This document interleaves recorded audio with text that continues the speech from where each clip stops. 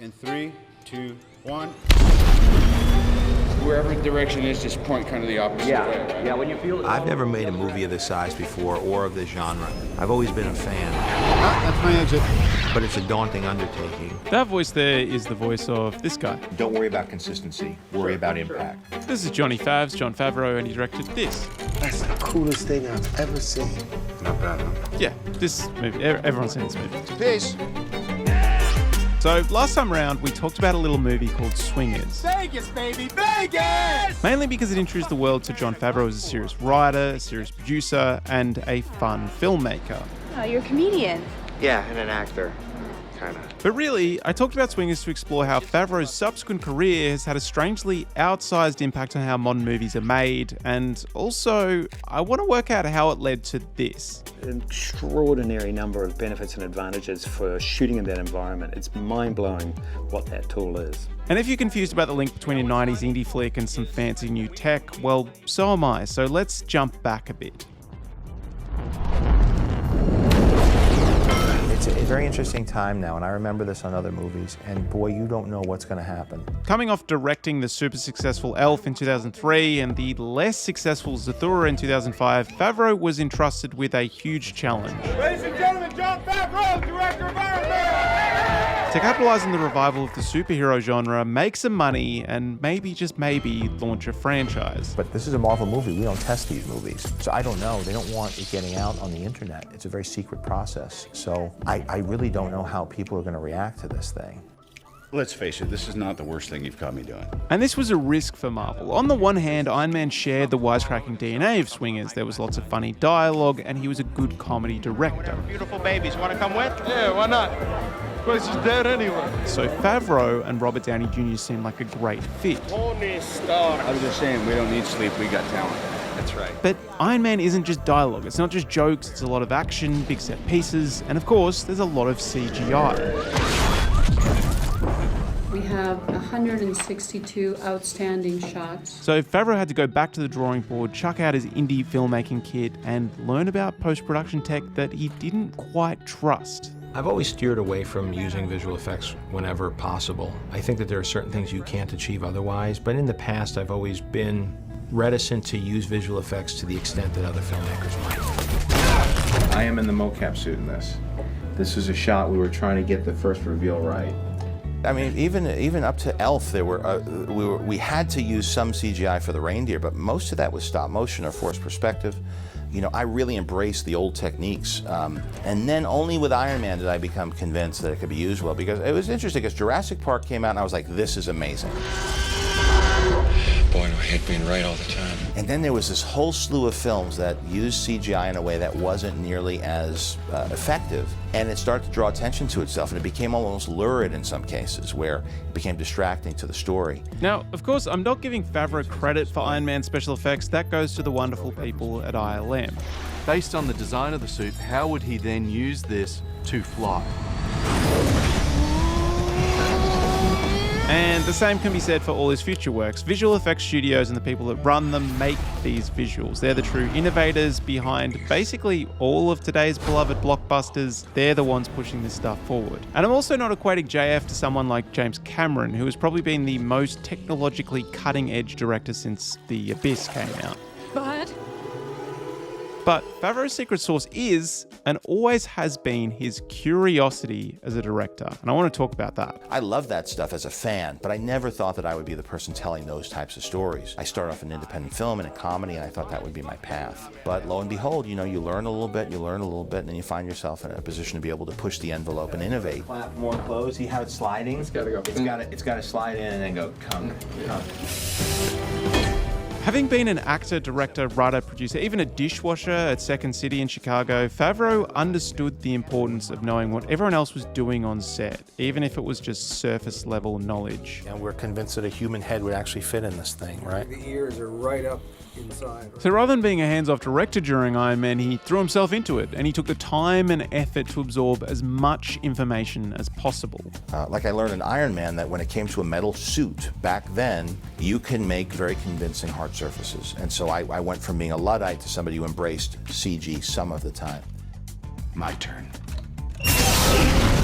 Now, this apprehension about CGI in 2008 makes complete sense. It's due to its technical limitations. It wasn't very good at the time. But as CGI improved, so did Favreau's interest. Now, I found it's convincing for fur, for water, for fire simulations, for environments. Which brings us to the next iteration of Favreau. He kept evolving, and this brings us to probably his most divisive projects. The Disney remakes. You must not go there, Simba. But I thought a king could do whatever he wants. Take any territory. To get it out of the way, did we need these movies? No, I'm not an idiot. Of course we didn't. I don't actively hate them, but for this much money, Disney should have made anything original. Just make some original content, don't just make a copy and paste. But, and there was always going to be a very big but, the benefit of having this much money and the studio actually hiring someone with this vision and this curiosity is it developed some insane cinema tech. I mean, even in Jungle Book, many of the best visual effects shots are one that you would never suspect. There's digital doubles for Mowgli. I know where you came from. We use motion capture. We do it very naturally in that film. So it's made filming much safer, much more efficient. So let's start with Jungle Book. This was kind of a big deal. They filmed with motion capture, which, if you didn't know, is this. We've mapped the world, and we're moving the camera around, and we're seeing in the camera's viewfinder that person not on a green screen but in a world. You have like an actor, and of course all the animals and the actual jungle around them is being introduced in post-production. But motion capture isn't new, so Jungle Book's greatest legacy wasn't the film itself, it was leading to The Lion King. Everything you see exists together in a delicate balance. It's the first time virtual production was ever used. Here's Mike Seymour explaining the basics of virtual production, like how they film this stuff. We produce a virtual world, and then we have actual people standing on a set, but they only see that well when they put on, say, VR headgear or they look at a monitor. And so I might move a dolly, which has a virtual camera on it. So it's a physical dolly. There's no actual camera, however, on the dolly. But as I move it, it moves the virtual camera in the virtual world. So hopefully that makes sense. They're filming a virtual world that they've built without a camera.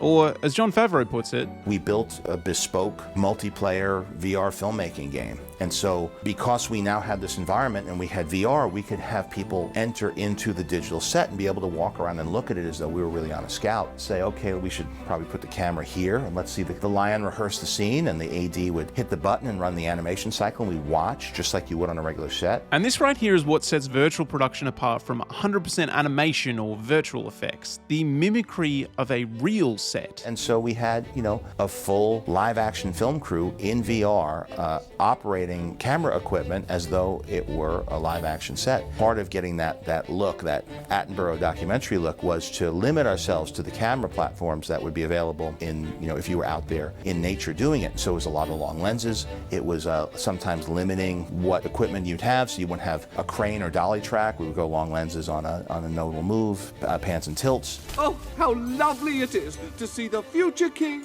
with his future queen. Learning about virtual production was another feather in Favreau's cap. He came from someone who was a self-described VFX Luddite to now someone who was championing this new technology. But ridiculously, this brings us to his next evolution as a filmmaker.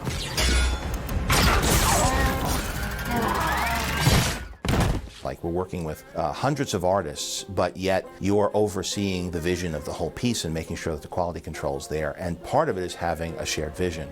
I will help you. Collaboration is clearly one of the toughest elements of filmmaking, and the director is supposed to help make this easier for everyone. That's their job. But with traditional modes of VFX, teams can't always see eye to eye. It's tough to visualize the final product for everyone. But luckily, this is about the time when Favreau learns about the volume.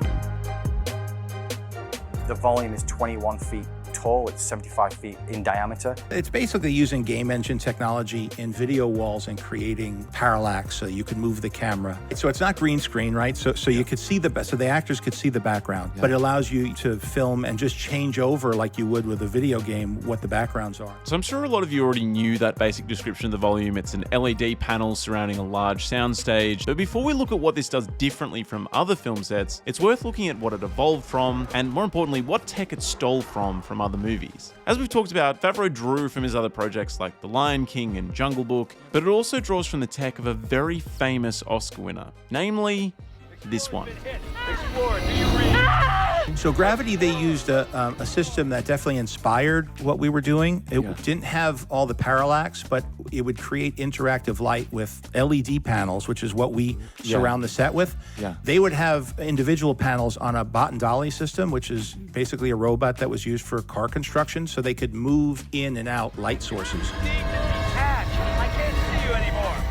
Now, the volume provides a lot of filmmaking benefits. It can provide consistent lighting that can go for a long time that you wouldn't have in natural settings. The ability to shoot a 10-hour dawn is extraordinary. It can provide the parallax you need to create a huge background that would cost a lot of money on a set, but it also streamlines any problems and helps with collaboration, which makes everyone else on set more productive. And so not only can the DOP through the viewfinder see what's going on, but anyone can, because the whole world is now literally projected around the actor on these LED screens. Please lower your blaster.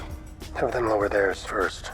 Again, all this technology is used to harness the human element. It allowed me to take advantage of a lifetime of experience with a live action crew that would have been sidelined with the disruption of digital cinema. And so it's very hard to keep those people engaged and involved when the tools that they've spent a career learning how to use are becoming outdated. If you can't tell, I really like Jon Favreau. He went from shooting a student film with his friends to directing a Christmas classic to directing arguably the most influential movie of this century. He keeps evolving, he's open to new things, and now he's one of the biggest cinematheque advocates in Hollywood. It was the type of thing where everybody knew you could do it, but nobody did it. And he's the first to admit this success isn't because he's the smartest or the best director. And I didn't even know anybody in the entertainment business. It's because he's one of the most curious. You might not like all of his films, I definitely don't, but he wants to keep learning, he wants to keep getting better, and those are the people that eventually make a difference. Most of his career, and he's one of the most powerful people in Hollywood now by all accounts, is because he kept trying and he kept evolving. You could tell me that this thing barely made its money back in its theatrical release, I would believe you, or that it blew up, and I would believe that too.